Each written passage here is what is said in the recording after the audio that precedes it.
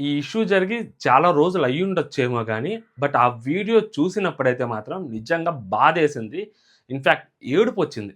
ఆ మనిషిని అంతమంది చుట్టూతా చేరి, ఆ మైక్ పెట్టి, ఆ జర్నలిస్టు ఎవరైతే ఆ లేడీ అడిగిన మాట ఏదైతే ఉందో, ఆ అడిగిన తర్వాత ఆయన అలా తింటూ ఉంటే ఆ బన్ను ఏడుపొచ్చింది నిజంగా. అరే! ఒక మనిషిని ఇంత దారుణంగా చూస్తారా? ఒక మతం పేరు మీద ఇంత దారుణంగా మాట్లాడతారా? అని అనిపించిందనమాట. పోనీ ఆ వ్యక్తులు ఏమన్నా జర్నలిస్ట్‌లా అంటే ఫస్ట్ ఆఫ్ ఆల్ ఆంధ్రప్రదేశ్ గాని, తెలంగాణలో గాని, 2 తెలుగు రాష్ట్రాల్లో జర్నలిస్టులు, యూట్యూబ్ జర్నలిస్టులైనా అవ్వచ్చు, లేదా మెయిన్ స్ట్రీమ్ జర్నలిస్టులైనా అవ్వచ్చు, ఒక్కడికి కూడా మర్యాద లేదు. ఆ జర్నలిస్టులంతే అందరూ 99% ఎవరో ఒకళ్ళో ఇద్దరో తప్పితే. ఇది కూడా ఎవరి మనోభావాలు దెబ్బతినకుండా మాట్లాడడం కోసమే ఈ ఒక్క పర్సెంట్ అయినా గాని. సో, కొంతమంది జర్నలిస్టులు అందరూ కూడా అనొచ్చు. మళ్ళీ మనోభావాలు దెబ్బతింటాయి కాబట్టి కొందరు జర్నలిస్టులు బ్రోకర్ గాళ్ళు. ఓకేనా? సో, ఎవరో ఒకరు ఏదో ఒక పార్టీ కోసం వాళ్ళ సంకలు నాకుతూ వీడియోలు చేసుకునే వాళ్ళే ఎవ్వరైనా గాని. సో, ఎవ్వరు గాని న్యూట్రల్ జర్నలిస్టులు లేరు. ఎవ్వరు గూడా దేశం కోసం గాని, రాష్ట్రం కోసం గాని, రాష్ట్రం బాగు కోసం గాని, సో, పేద ప్రజల కోసం గాని వీడియోలు చేసేవాళ్ళు ఎవ్వరు లేరు. ఓకేనా? ఇది క్లియర్. ఇప్పుడు ఈ జర్నలిస్ట్ అని చెప్పుకుంటారండి. జర్నలిస్టా? కాదా? ఏం లేదు. ఇగో ఊర్లలో ఎవరికైనా ఎక్కడెక్కడో చిన్న చిన్న యూట్యూబ్ ఛానెల్‌లు పెట్టుకుంటా ఉంటారు ఒక రూమ్‌లో. ఇప్పుడు నేను గూడా ఒక యూట్యూబ్ ఛానెల్ పెట్టుకొని ఎంసీ టాక్స్ న్యూస్ ఛానెల్ పెట్టుకొని సో, తెలిసిన పిల్లలకి ఎవరికైనా ఒక మైక్ కొనిచ్చి, ఇదిగో మైకులు పట్టుకొని రోడ్ల మీద తిరగండ్రా. సో, ఇగో గుర్తుపెట్టుకోండి. కావాలంటే ఒక ఐడీ కార్డ్ ఇస్తానంటే ఆళ్ళు కూడా జర్నలిస్టులు అయిపోతారు. జర్నలిజం కోర్స్ చదవాల్సిన అవసరం లేదు. ఆళ్ళు కూడా జర్నలిస్టులు అయిపోతారు. ఆవిడ అక్కడికెళ్ళి, "ఈ బన్ను నువ్వు తింటావా? ఈ పెద్దోళ్ళు తింటున్నారు. చిన్నోళ్ళు తింటున్నారు. నువ్వు తింటావా ఈ బన్" అంట. సిగ్గుండాలి అలా అడగడానికి. నువ్వేమన్నా ఫుడ్ సేఫ్టీ ఆఫీసర్‌వా? నీకేం తెలుసు? ఆ పనిలో పోనీ ఆ బన్ను తిన్న వాళ్ళు అక్కడ ఏమన్నా చచ్చిపోయిన వాళ్ళు ఎవరైనా కనిపిచ్చారా నీకు? పోనీ అలాంటి బన్నులు తిని ప్రాణాలు పోగొట్టుకున్న వాళ్ళెవరైనా నువ్వు చూసావా పోనీ? నీ దగ్గర ఏమన్నా ఆధారాలున్నాయా? ఎందుకు మాట్లాడుతున్నావంటే బన్నులు. బన్నులంటే సో, ఈ గల్ఫ్ కంట్రీస్‌లో ఆ రొట్టెలు తయారు చేసే విధానం ఎక్కువుంటది. ఆ కల్చర్ ఎక్కువుంటది. సో, ఇప్పుడది మేడారం జాతర గాబట్టి సో, ఫుడ్ జిహాద్ అంట. కొత్త పేరు. లవ్ జిహాద్ కాదు. ఫుడ్ జిహాద్ అంట. సిగ్గుండాల మతాన్ని మధ్యలోకి తీసుకురావడం కోసం. ఎవరో ఒకడు కర్నూలు నుంచొచ్చి 4 రొట్టె ముక్కలు అమ్ముకొని, రూ. 4 సంపాదించుకొని ఎళ్ళిపోదాం అని అనుకుంటారు. ఏదైనా జాతరలు జరిగినప్పుడు, ఆ జాతరలోకొచ్చి ఎవ్వరైనా ఎక్కడెక్కడి నుంచో వస్తారు. ఇప్పుడు సంతలు పెడుతూ ఉంటారు. సో, ఎక్కడెక్కడి నుంచో వచ్చి కూరగాయలు అమ్ముకోవడానికి వస్తుంటారు. ఆళ్ళ దగ్గర ఆ రోడ్ల మీద కూరగాయలు అమ్ముకుంటూ చాలామందుంటారు. ఆళ్ళందరి దగ్గరికొచ్చి మీరు చెక్ చేస్తున్నారా? ఆ కూరగాయలు ఎప్పుడు పండించారు? ఎప్పటివి? కుళ్ళినవి ఉన్నాయా? మామూలువి ఉన్నాయా? అని మీరు చెక్ చేస్తున్నారా? ఎవ్వరైనా ఏ న్యూస్ ఛానెలోడైనా వచ్చి పెడుతున్నాడా అక్కడ? మరి పెద్ద పెద్ద మార్కెట్స్‌లో, సూపర్ మార్కెట్‌లో మాత్రమే కొనాలి. ఇక్కడెందుకు అమ్ముతున్నారు? ఇవన్నీ ఎప్పుడివి? ఏంటి? నాణ్యత లేని కూరగాయలు రోడ్ల మీద అమ్ముతున్నారు అని మాట్లాడతారా ఎవరైనా? వాళ్ళేదో చిరు వ్యాపారం చేసుకుంటా ఉన్నారు. ఎవడో కర్నూలు నుంచి వచ్చి ఒక రొట్టెలు చేసుకుంటున్నాడు. కర్నూలు నుంచి రాంగానే ముస్లిమ్సోడు అయిపోతాడా? కర్నూలు నుంచి రాంగానే ముస్లిమ్సోడు అయిపోతాడు. ఎందుకంటే ఎవరో ఒకడు ఇలాగే రొట్టెలు చేసుకునే వ్యక్తిని అక్కడ అలాగే ఆ బన్నులు అమ్ముకునే వ్యక్తి ఒకడి పేరు వల్లి అంట. సో, వల్లి అని పేరు చెప్పంగానే చూసావా? అదిగో సిగ్గుండాలిరా మతం పేరు వాడుకొని ఇట్లా మాట్లాడడానికి. మేడారం జాతరలో ఎవ్వరికైనా ఆ మేడారం జాతర అంటే ఆ అమ్మవారి జాతరలో ఎవ్వరైనా వచ్చి బతకొచ్చు. ఎవరైనా వచ్చి రూ. 4 సంపాదించుకోవచ్చు. ఓకేనా? దానికి ఆ మతానికి అడ్డుపెట్టి మాట్లాడడం ఏదైతే ఉందో అది నీచం. హిందూ మతం ముసుగులో కొంతమంది పెద్ద పెద్ద వాళ్ళు ఉండరు దీంట్లో. ఈ పిల్ల బచ్చా నా కొడుకులు ఉంటారు కొంతమంది పనికి మాలిన నా కొడుకులు. ఆళ్ళు ఆ మెడలో కాషాయం వేసుకొచ్చి రావటము, లేకుంటే ఈ ఈ ఏదో జై శ్రీరామ్ అనుకుంటూ రావటము, కొంచెం హడావుడి చేస్తా ఉంటారు నిబ్బాగాళ్ళందరూ. హడావుడి చేసి ఇదిగో మేము పెద్ద హిందూ భక్తులం, మేము తోపులం, మేము తురుములం అని చెప్పుకొని తిరుగుతా ఉంటారు ఎదవలు. ఎవ్వడికి ఏమీ తెలవదు. రామాయణం గురించి ఏం తెలియదు. మహాభారతాల గురించి ఎవ్వరికి ఏం తెలియదు. ఏం తెలియదు.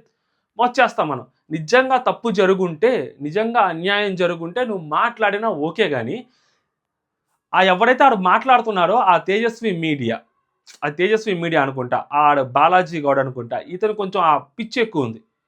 చాలా ఉంది ఆ పిచ్చి ఎక్కువ.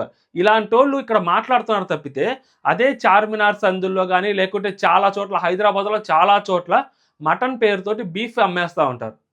ఒక్కడైనా క్వెషన్ చేస్తారా? అసలు ఒక్కడైనా ఎళ్లి మాట్లాడుతున్నాడా? ఒక్కడికైనా గాని పెద్ద పెద్ద హోటల్స్‌లోకెళ్ళి అసలు అడగగలిగే దమ్ముందా? ఏ జర్నలిస్ట్‌కి దమ్ముంటదండి బాబోయ్! ఎవ్వడికి ఉండదు. For example last time Bandla Ganesh గారిని ఎవరో ఒక జర్నలిస్టు ఇంటర్వ్యూ చేసి మీరు ఓడిపోతే బ్లేడ్‌తో కోసుకుంటా అన్నారని చెప్పి బ్లేడ్ పట్టుకొని వాళ్ళ ఇంటి ముందు తిరిగారు. అదే పెద్ద పెద్ద నాయకులు ఇంటి ముందు తిరగగలుగుతారా? కాల్చిపారు దొబ్బుతారు. శవాన్ని కూడా కనపడదు. సో ఎంత చిన్న చిన్న వాళ్ళ మీదే ఇలా ప్రయోగాలని ఇప్పుడు ఎవరో వచ్చి బన్ను అమ్ముకుంటామంటే అతను ఆ బన్ను తిను, ఈ బన్నులో ఏముంది? పెద్దోళ్ళు తింటారు, చిన్నోళ్ళు తింటారు. ఏముంటది ఆ బన్నుల్లో? ఒక బన్ను ఎన్ని బన్నులు తెచ్చుకుంటారు? కొన్ని కోట్ల బన్నులు తెచ్చుకుంటారా? కావాలని చెప్పి బన్నులు తెచ్చుకొని అమ్మేసి అక్కడున్న జనాలందరికీ ఆ ఫుడ్ పాయిజన్ కలిగేలాగా చేయడానికి వాళ్ళు బన్నులు తెచ్చుకుంటారా? అంత దారుణంగా కనిపిస్తున్నారా? ఇప్పుడు అతను ఆ బన్ను తిన్నాడు. సో ఇంకొక 10 బన్నులు తింటాడు. నువ్వు ఏం చేయాలంటే సరే నీ దగ్గరున్న బన్నులని నేను కొంటాను. ఒక 10 బన్నులు ఎంత బన్ను? రూ. 20 రూ. 10 ఆ 10 బన్నులు నేనే కొంటాను. 15 బన్నులు నేనే కొంటాను. మొత్తం నా బన్నులు నువ్వు తిని చూపించు. ఇది అప్పుడడుగు నువ్వు. అప్పుడడుగు నువ్వు అది కరెక్ట్ అనిపిస్తది. సరే నీకున్న డౌట్స్ నువ్వు తీర్చుకోవడం కోసం ఆయతనది ఎవరైతే అమ్ముకుంటున్నాడో ఆడి దగ్గర నువ్వు బన్నులు కొనుక్కున్నావు అంటే అబ్బా! అబ్బా! ఏం జర్నలిజం అనుకోవచ్చు. ఈ అమ్మ నువ్వు ఆడికొచ్చి నువ్వు పీకిందేమీ లేదు, చేసిందేమీ లేదు. మైక్ చేతిలో ఒకటుంటే చాలు. ఆ మైక్ మీద ఏదో ఒక స్టిక్కర్ ఏసుకొచ్చేది. మైక్ ముందు పెట్టేది. బన్నులో ఏముంది? అది ఏముంది? నువ్వేమన్నా ప్రతి దానికి ఎఫ్ఎస్ఏ ఉంటదా? ఇంకొకడొచ్చి ఏంటది? ఎక్స్‌పైరీ డేట్ చూపించమంటున్నాడు. దీని మీద ఎక్స్‌పైరీ డేట్ చూపించు. చూసావా నువ్వు దొరికిపోయావంట. వేటి మీద ఉంటది ఎక్స్‌పైరీ డేట్? వేటి మీద ఉంటది. చాలా మనకి ఈ అయ్యంగార్ బేకరీలుంటాయి. చాలా చోట్ల పఫ్ఫులు అమ్ముతుంటారు. ఈ హాట్ చిప్స్ ఉంటాయి. సో వాళ్ళందరి దగ్గర ఎక్స్‌పైరీ డేట్లుంటాయా? ప్రతి ఒక్కళ్ళ దాంట్లో ఎక్స్‌పైరీ డేట్ ఉంటాయా? ఉండవు గదా! ఓహో! అప్పుడు Iyengar bakery okay. Bengaluru Iyengar bakery లేదా మనం హిందూ దేవత పేరు, దేవుడి పేరు పెట్టుకొని మనం దాని వెనక ఎన్ని అరాచకాలు చేసినా, మనం ఎంత కల్తీ చేసినా మనం ఓకే. మనకు ఓకే. మనం ముస్లిమ్స్ పేరు పెట్టుకొని మనం అమ్మకూడదు. అమ్మితే అబ్బో! ఈడేదో తప్పు చేస్తున్నాడు.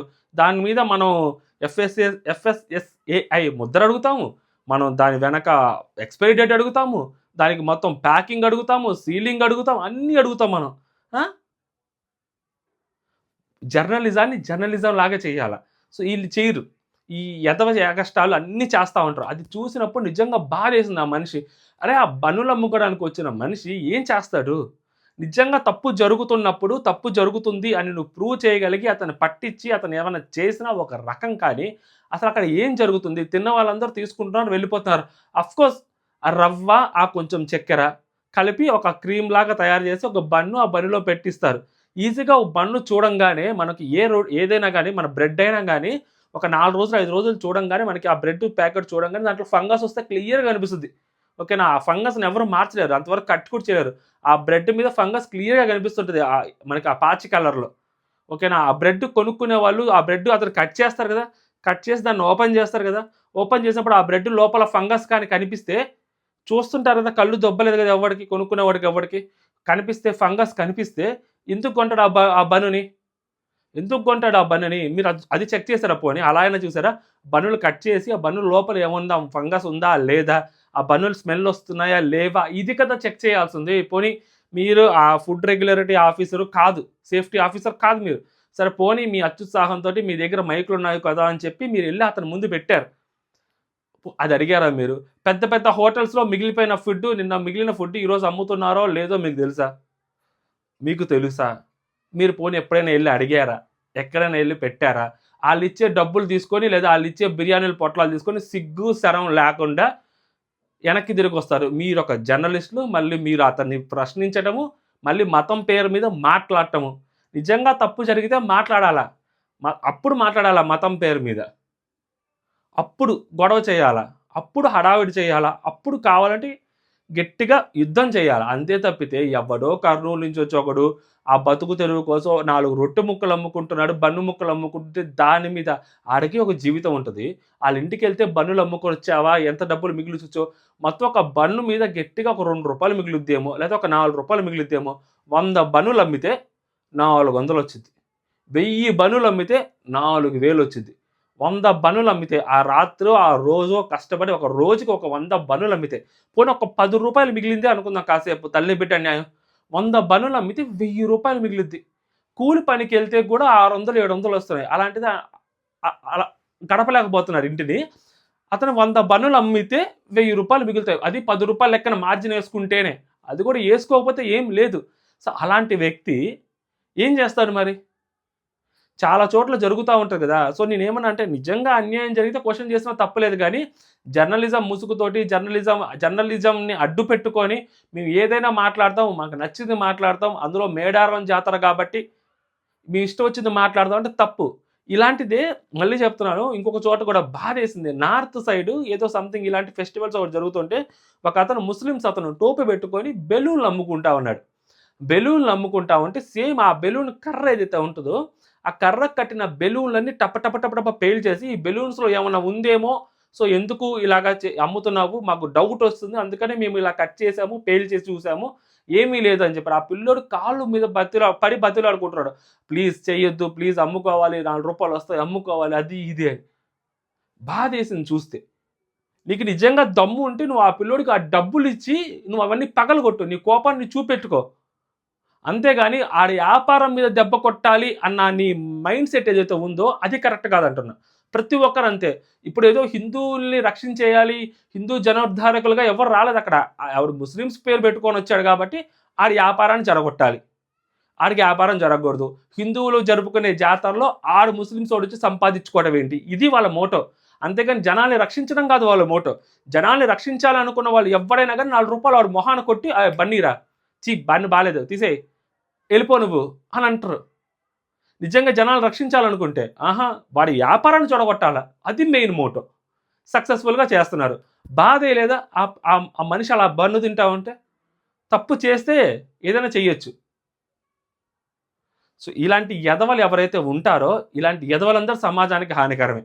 హిందూ మతం పేరు చెప్పుకొని అడ్డమైన వాటి అన్నిట్లోనూ ఏళ్ళు పెట్టి గొడవలు చేస్తూ, అనవసరంగా హిందూ మతానికి చెడ్డ పేరు తీసుకురావడం అనేది బిగ్గెస్ట్ బ్లండర్ అంటున్నా. చాలా పెద్ద పెద్ద హిందూ సంఘాలు కూడా దీన్ని వ్యతిరేకిస్తున్నాయి కూడా నిన్న జరిగిన దాన్ని. ఎందుకంటే ఎవరు కూడా మతం పేరు చెప్పుకొని దాడి చెయ్యాలని ఎవ్వరు అనుకోరు. మతం పేరు చెప్పుకొని ఇంకొకళ్ళ భవిష్యత్తును గాని, ఇంకొకళ్ళ బతుకును గాని ఎవరు కొట్టాలని ఏ మతము అనుకోదు. మళ్ళీ చెప్తున్నా. హిందూ మతం అస్సలకి ఇలాంటి వాటిల్లో వేటికి కూడా హిందూ మతానికి సంబంధం లేదు. అనవసరంగా హిందూ మతాన్ని అంటగడుతున్నారు. చెత్త నా గొడుగులు తీసుకొచ్చి. తప్పు. బరాబర్ తప్పు. ఓకేనా? సో, అది జర్నలిజం గాదు. బరాబర్. ఆవిడ మొహం చూస్తుంటేనే వామిటింగ్ వస్తుంది నిజంగా. లిటరల్లీ వాంతొస్తుంది. ఆవిడ మొహం చూస్తుంటే వాంతొస్తుంది. ఇంకా ఆవిడ చేసిన చేష్టలు చూస్తుంటే ఇంకా నీచం అనిపిస్తుంది. అది. ఎందుకంటే ప్రతి ఒక్కళ్ళకి ఆ కర్మ అనేది ఉంటది. ఖచ్చితంగా కొట్టుద్ది కర్మ. అతను బన్నులు అమ్ముకుంటా ఉన్నాడు. ఇప్పుడు అతను ఫేమస్ అయ్యాడు. లిటరల్లీ అతను ఫేమస్ అయ్యాడు మంచిగా. అతనికి ఏదో నష్టం చేద్దామని అనుకున్నారు. అతను కొంచెం ఫేమస్ అయ్యాడు. అతని మీద ఒక జాలి కలిగింది. అతను ఒక ఫేమస్ అయ్యాడు. రేపొద్దున ఇంకో రూ. 4 ఏమైనా సంపాదించుకుంటాడేమో. ఇంకా హైలైట్ ఏంటంటే ఇక్కడ ఇప్పుడు ఇలా మతం పేరు చెప్పి మాట్లాడడం వల్ల మళ్ళీ కొంతమంది ముస్లిమ్స్ అతని దగ్గరికెళ్ళి సో ఇలా రొట్టెలు అమ్ముకుంటే తప్పేంటి ఇలా అని చెప్పి వచ్చారు. తెలియకుండానే మత ఘర్షణలు జరుగుతాయి. తెలియకుండానే గొడవలు జరుగుతాయి. తెలియకుండానే ఒకళ్ళ మీద ఒకళ్ళ ద్వేషం క్రియేట్ అవుతుంది. మనం మతం పేరు చెప్పి ఇప్పుడు ఏదైతే ఆపరేషన్ సింధూర్ ఎందుకు జరిగింది? మతం పేరు చెప్పి అడిగి కాల్చారని చెప్పి గొడవలు జరిగాయి. అంతకుముందు కూడా పాకిస్తాన్ నుంచి టెర్రరిస్టులు చాలా మంది వచ్చారు. బాంబ్ బ్లాస్టులు జరిగాయి. ఎప్పుడు ఇలా జరగలేదు కదా! లాస్ట్ టైం ఎందుకు జరిగింది? మతం పేరు చెప్పి అడిగి కాల్చారని చెప్పి గొడవలు జరిగాయి. ఇప్పుడు కూడా మనం మతం పేరు చెప్పి గొడవలు చేస్తుంటే ఖచ్చితంగా దేశం లోపలే అల్లకొల్లాలు సృష్టిస్తారు. అల్లర్లు సృష్టిస్తారు. ఇలాంటి గొడవలే జరుగుతుంటాయి. ఇప్పుడు అక్కడ ముస్లిమ్స్ వచ్చి అతనికి సపోర్ట్‌గా నిల్చున్నారంటే కారణం ఏంటి? మనం మతం పేరు చెప్పి మాట్లాడాం కాబట్టి అక్కడికొచ్చారు. అది తప్పు అంటున్నాను నేను. తప్పు జరిగితే తప్పనాలి. తప్పుకి మధ్యలో మతం ఎందుకొస్తది? అతనేమన్నా మన మతాన్ని తిట్టాడా? కించపరిచాడా? అవమానించాడా? పోనీ లేదు గదా! అదన్నమాట. సో, ఇది ఓవరాల్‌గా సో, మీకేమనిపించిందో కామెంట్ చేయండి. నాకైతే చాలా తప్పనిపిస్తుంది. చాలా బాధ అనిపించింది. సో, మీ ఒపీనియన్ మీరు కామెంట్ చేయండి. జై హింద్.